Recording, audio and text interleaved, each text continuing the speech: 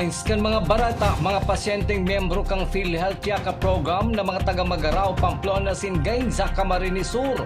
Pwede nang akuon asin darahon sa Naga City General Hospital. Puwersa kan mga rebelde sa Bicol, nagluluya na, sabi kang 9th Infantry Division Philippine Army. Naga City Police Office nagpasunod ng reshuffle sa mga station commanders.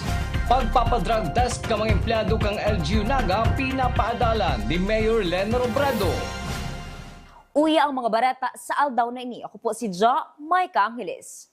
Sa paagi kan Memorandum of Agreement kan mga banwaan ng Magaraw, Pamplona asin Gainsa, Camarines Sur asin kan lokal na gobyerno kang Naga, napapapusog ang sistema kan pagdara, pag-ako asin pagbayad kan serbisyo kan Naga City General Hospital sa pasyenteng dadarahon digdi hali sa nasabing tulong munisipyo na nakarehistro sa PhilHealth Yakap Program. Uya ang report ni Christine Reyes. Mientras tanto, sinabi ni Magaraw Mayor Maria Maruja Señar na ang magiging tabang ninda sa syudad ng Naga iyo ang maiparehistro ang sa indang kaymanwa sa PhilHealth Yakap Program. Pinaglinaw ni Mayor Señar na daiman makaka-avail kan serbisyo kung dai pa miyembro kan PhilHealth kung kaya saro sa lakdang ninda iyo ang pagpapakusog kan sa indang kampanya na maiparehistro na si mga residentes na kaipuhan ng tabang sa salud. Saro subuot sa pwede nindang gibuhon iyo ang pagbisita sa kada barangay kan sa indang banwaan asin maiparehistro na ang mga ini.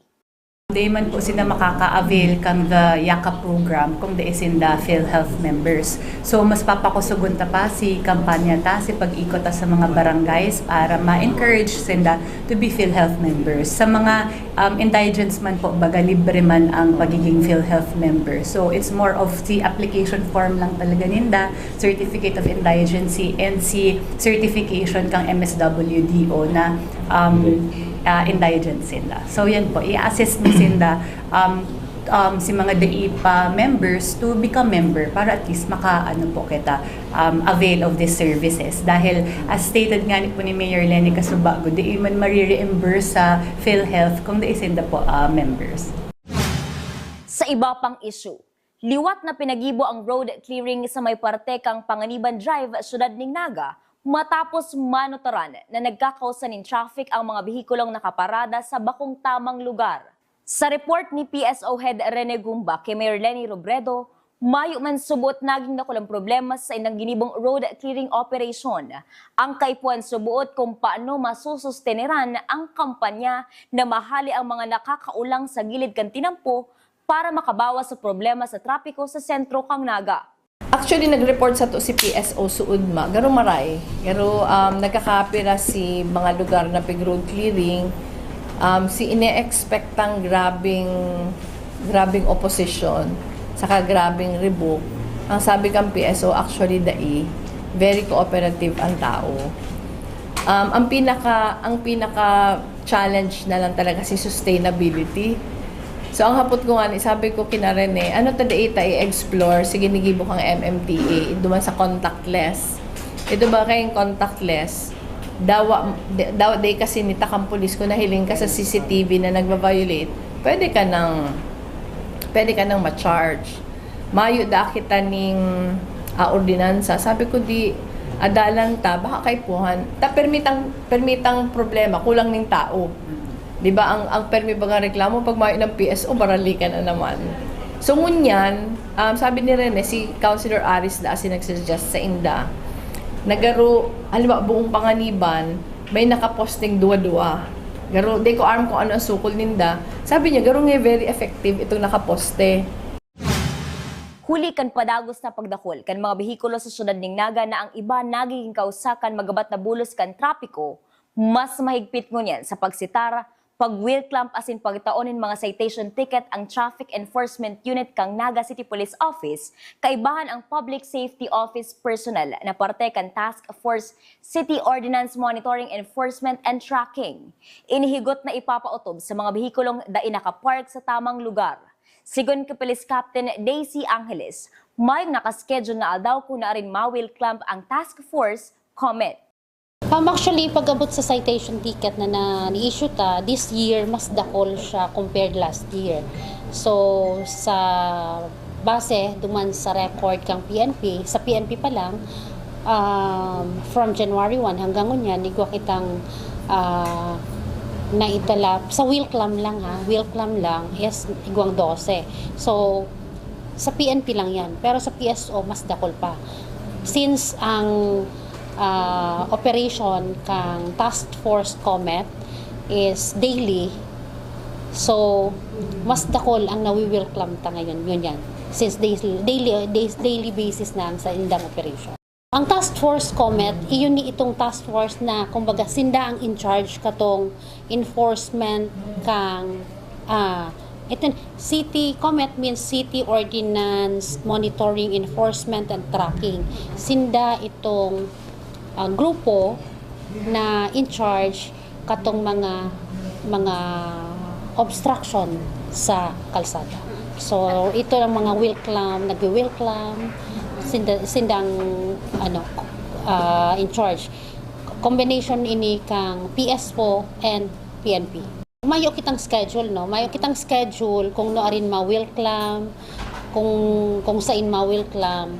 Pero ang aram ko sa Task Force Comet is ang pag-Wilclam ninda is daily at daily kung sain ninda mahiling na may naka-obstruct, i-Wilclam nila. Ang cover na area kani is the CBD 1 and 2, Central Business District 1 and 2, na kung saan digdi ang itong medyo bising, hindi mo medyo, pinakang bising mga kalsada na kung saan dapat mayong naka-obstruct. And also, itong naabot din ninda ang Almeida Highway and paduman sa Del Rosario. Padagos sa mga bareta, pagpapadrug test kan mga empleyado kan lokal na gobyerno kang Naga para makapag-renew kan sa idang kontrata, pinapaadala ni Naga City Mayor Leni Robredo. Ang detalye sa report ni Melvin Machado. Apwera kan evaluation ka mga department head kan lokal na gobyerno kang Naga sa performance ka mga job order o kaswal na empleyado sa City Hall. Antes sidang ma-rekomendar na makapag-renew kang sedang kontrata para maipadagos ang trabaho sa lokal na gobyerno. Kaipuhan man giraray ang pagpapadrug test. Alagad ang policy na ini ang pinagpaparipaso naman ni Naga City Mayor Len Robredo. Kung dati, pag nag-positive, ma-undergo lang ng rehabilitation asin balik na giraray sa trabaho. Kung ang alkalde ang hahapoton, dapat tanggal tulos ang empleyado kung involto sa illegal na droga. Igwang dating pigpapa-review kita. May pigpapa-review kita na policy. Dati kaya pag nag-positive ka, pero kaipuhan mo lang mag-undergo. Kaipuhan mo mag-undergo ng rehab o whatever. Ang sabi ko, i-review. Dahil ikaw mga nag-positive na human giraray, sabi ko baka dapat pag nag-positive, kung government employee ka, kung ako hapoton, dapat out. Pinagtawan doon pa kang alkalde na sala ang mensaheng itinatao kung padagos nagtitinir ang empleyadong nasangkot sa illegal na droga. Sabi pa kang alkalde na nagkakausa subot ng demoralization sa mga empleyado ang arog kaining sistema. Kung okay ka na, pwede ka man mag-apply giraray. Pero ang pinaka-worry ko lang, nakaka-cause kaya siya ng demoralization sa loob ng opisina. So ngunyan, hindi ko kitang nag-positive na kaya ngayon, hindi man ngayon hinali, permanent pa. May mga arke na comment. So abutang araw kaya, sala ang mensaheng natatao. Mientras tanto, taon-taon man, ginigibo ang nasabi mga proseso sa mga job order na empleyado para sinda matawan giraray nin kontrata na makabalik sa trabaho. Para sa GNN TV 48 Naga, Melvin Machado, Newsbreak. Sa samuyang pagbabalik, reactionary standby support force kang Naga City Police Office dinagdagan pa. Yan as iniba pang nangyayanot ng mga bareta, digilang sa GNN TV 48 Naga, Newsbreak. The digital age is here. They warn us of a cold, efficient world where the human touch is lost to automation. But we refuse to accept that choice. At Naga College Foundation, we believe the best future is one led by heart. We equip you with the skills you need to thrive. From our dynamic programs in finance and business to the hands-on fields of IT and engineering, through our vital health sciences, our justice programs in criminology, and the crucial roles of education in the arts, we cover the entire spectrum of tomorrow's workforce. Here, you don't just become future ready, you become a worker with empathy, a leader who understands that technology must serve humanity. Choose the college that prepares you not just for the job, but for the world. The future is here at NCF. Enroll at Naga College Foundation. Let us build a brighter, kinder tomorrow.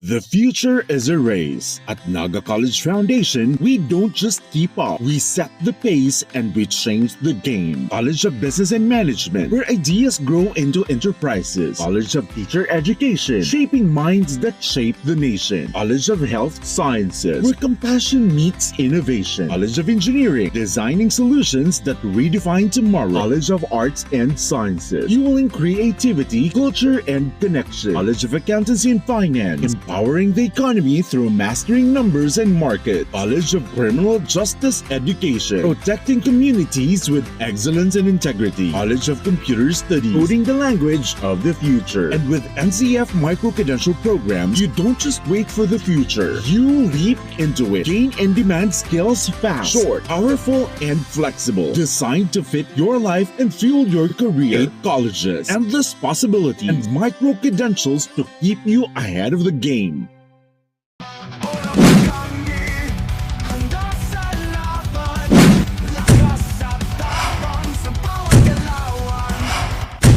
Ano, morag ka?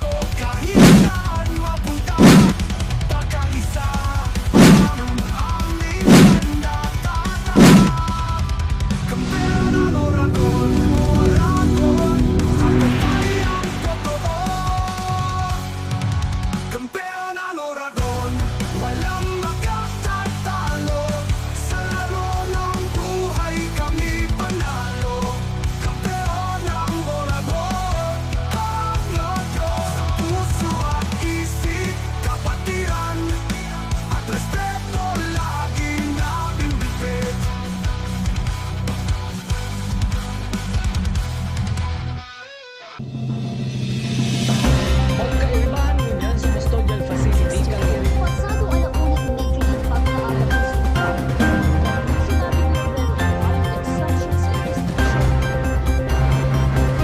tayo ang apektado Newsway. Sa pagpapadagos kan mga barata, reactionary standby support force kang Naga City Police Office dinagdagan pa en kaso deploy sinda sa probinsya kan Albay huli kan pag-alboroto kan Bulkang Mayon. Ang detalye sa report ni Cristina Valenzuela. Ang dating 62 na mga personay kang reactionary standby support force kang Naga City Police Office na naka-standby para i-deploy sa probinsya kan Albay ang dinagdagan pa ni 138 na personnel.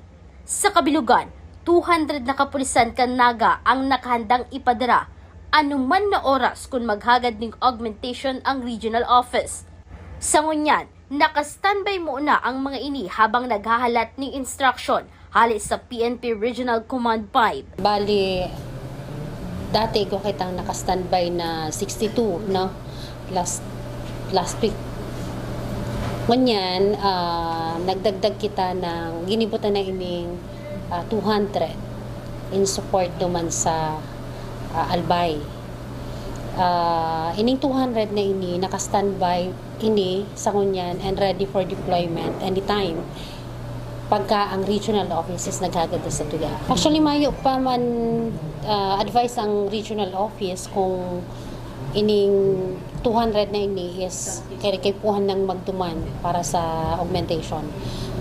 Sa ngunyan, nire-ready ta pa lang ini para if in case na magbaba ang regional office na kaipuhan ninda ning dagdag na tao para sa Albay is yaon dyan. Anytime, pwede tang i-deploy. Siniguro man kang Naga City Police Office na dai maaapektaran ang mga police operation as in deployment kang PNP Sa oras na ma-deploy o ipadara ang 200 nindang personal sa Albay, hulit ang ipapadarang mga personal kang NCPO si mga yaon sa laog kang headquarters asin si mga naka-assign sa opisina kang kada police station. Actually, ining 200 na ini, ini man ini makaka-epekto duman sa deployment since kita nagkuaning ning deployment and for augmentation sa mga naka-post sa luwas. So kumbaga kita nagkuha sa patrollers. Gabos ini itong mga itong medyo nasa headquarters, mostly nasa headquarters and nasa station na medyo nasa opisina lang. Para sa GNN TV 48 Naga, Cristina Valenzuela, Newsbreak. Mientras tanto, siniguro ni Brigadier General Ariel Reyes, Assistant Division Commander kang 9th Infantry Division Philippine Army, asin pamayo kan Task Force Sagip, na andam sindang tabangan ang mga taga-provinsya ng Albay hasta kaipuhan panindanin tabang, huli kan sitwasyon kan bulkang mayon. Inako ni Brigadier General Reyes na sa indang pinag-antisiparan ang halawig ni epekto kan kondisyon ni bulkang mayon. Petsa sa ispakan presenteng bulan, nakadeploy ang sa indang tropa para magtabang sa relief distribution asin magbantay sa permanent danger zone na mayo mo nang maglaog huli kan peligro kan bulkan. Oo. Actually, in-anticipate na namin yan dahil alam mo naman itong ating si Mayon, pagka ito'y manifest ng ganong klaseng kondisyon, talagang prolonged yan. At ina-anticipate natin yan. And what we can assure sa government agencies, national and local government agencies, ay for as long as kailangan ang tulong ng Task Force Sagip, ng 9ID patungkol sa SADR, relief operation, we will be there, all-out support kami sa mga pangailangan ng ating komunidad, ng ating mga local chief executives, ng ating local government.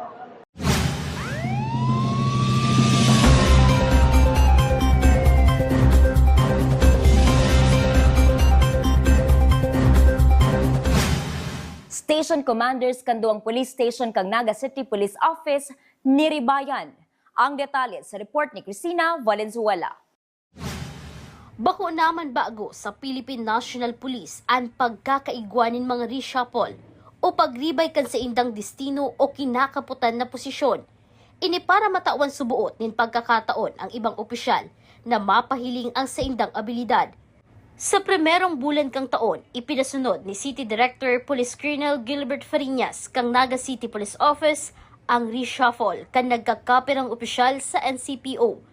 Ang dating hepe kang Women and Children Protection Desk kang Naga City Police Office na si Police Captain Rowena Lim ang naasayngon niyan bilang bagong OIC Station Commander kang Police Station 1.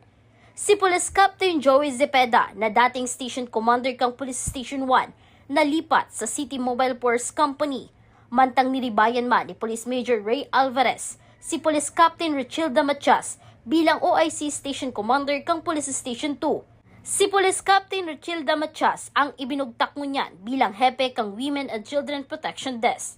Ang reshuffle may obhetong mapagayon ang syudad ng Naga sa tabang kansindang liderato. Nagkigwa kita ning dikit na pagbabago sa mga station commander na kung saan ang Station 1 is and Station 2 na Station Commander pinalitan para ang purpose kang reshuffle is para mataanan ta gabos ng officer, mataanan ng gabos ng opportunity ang gabos ng officer na ipahiling ang sa indang mga abilities. So yun ang purpose ka to. Then para din na mas mapagayon ang Naga City, kay taram kung may mas magayon na idea sinda para mahiling ta ang sa indang leadership.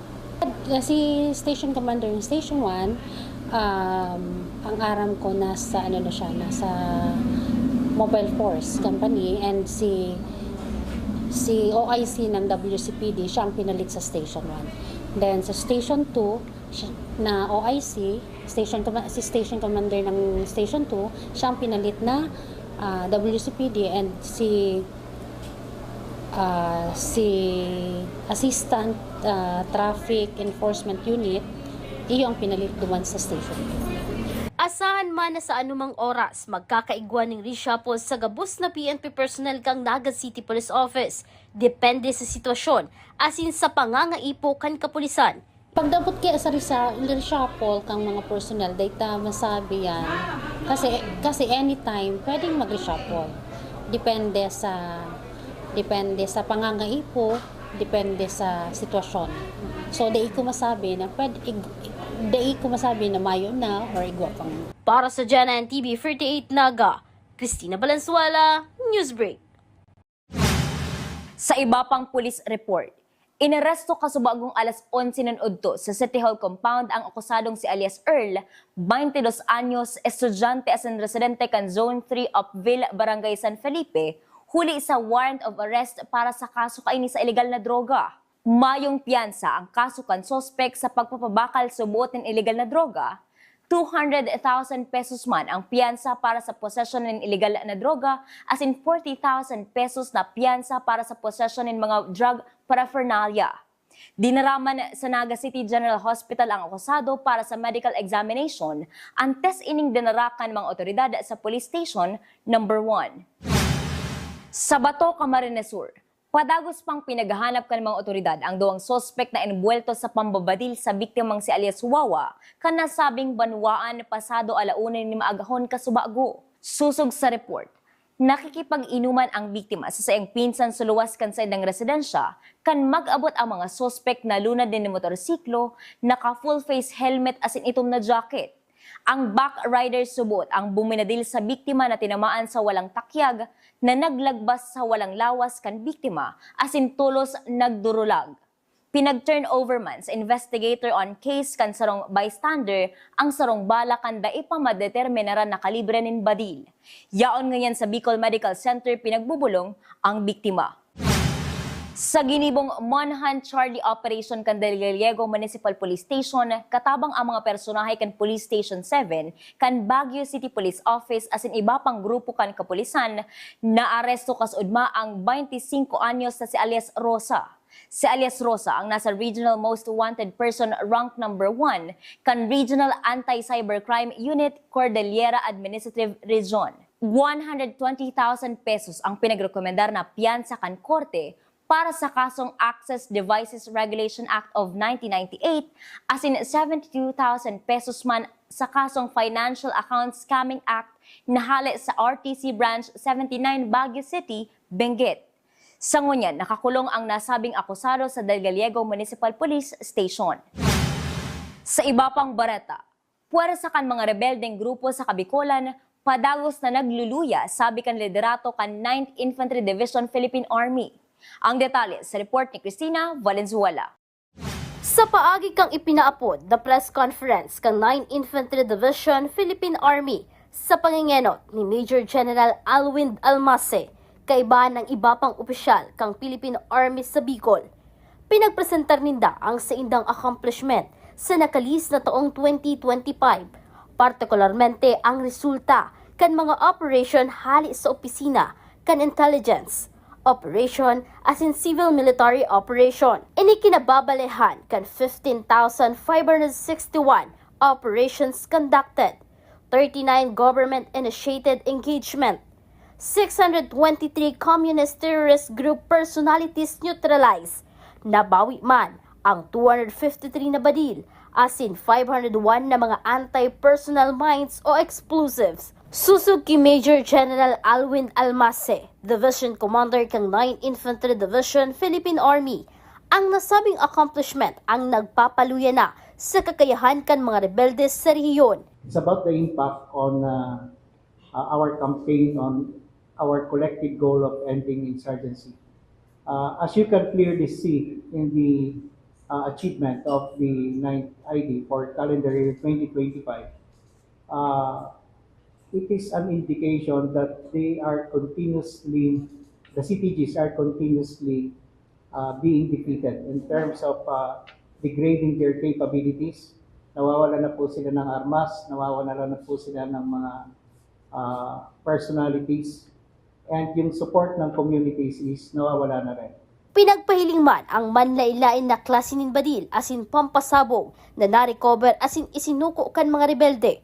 Sa pagkakadiskubre kan mga nakatagong armas kan mga rebelde, hali subuot sa komunidad ang impormasyon na itinaos sa militar. Clearly, yung mga communities po natin is patuloy nang nakikipagtulungan sa atin ay strong indicator na hindi na sila natatakot basta-basta sa mga NPAs natin.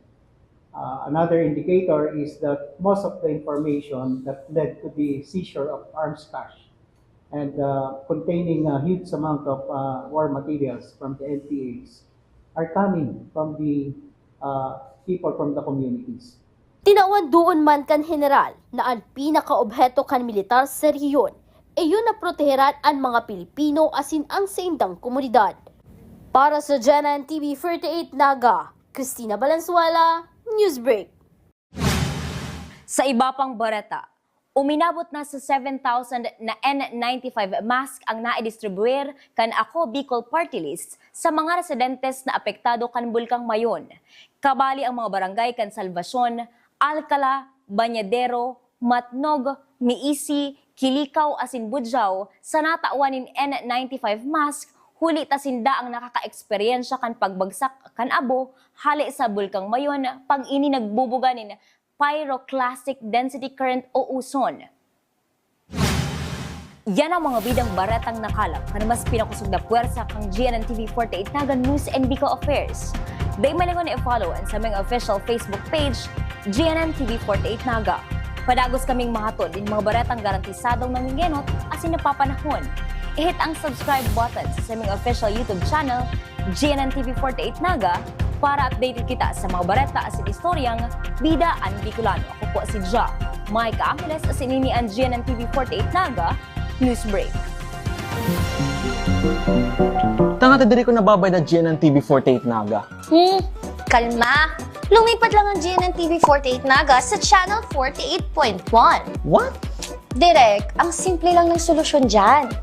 Kunin ang remote, pumunta sa menu Setup o Settings, at hanapin at pindutin ang Scan at hintayin. Then, boom! Balik na si GNN sa Channel 48 mo. Para sa mga balitang nanguna at napapanahon, At sa mga programang suwak sa panlasa mo. tutok lang sa GNN TV 48 Naga, Bida ang Bicolano! Be a champion, be a tiger today. NCF's the quest, let's lightning your way. At the Naga College Foundation Basic Education Department, we provide an environment where innovation is nurtured and resources promotes collaboration and discovery. Our students benefit from hands-on learning in cutting-edge science and technology laboratories, bridging theory with practical application. We maintain a supportive institutional framework, ensuring a safe, clean, and academically focused atmosphere for every student. Beyond academics, our comprehensive facilities, including sports, develop leadership, teamwork, and discipline. NCF is proud to be a LASO-accredited institution, a recognized mark of excellence and high-quality education. This is Naga College Foundation Basic Education Department. Changing the game.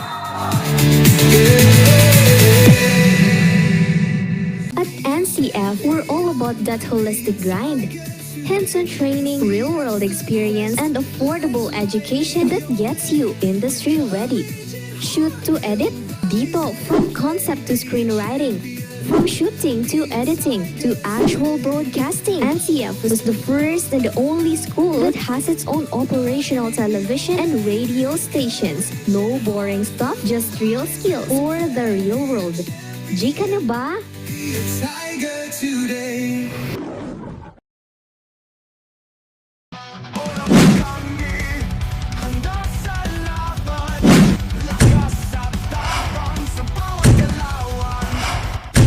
Ano, morag ka?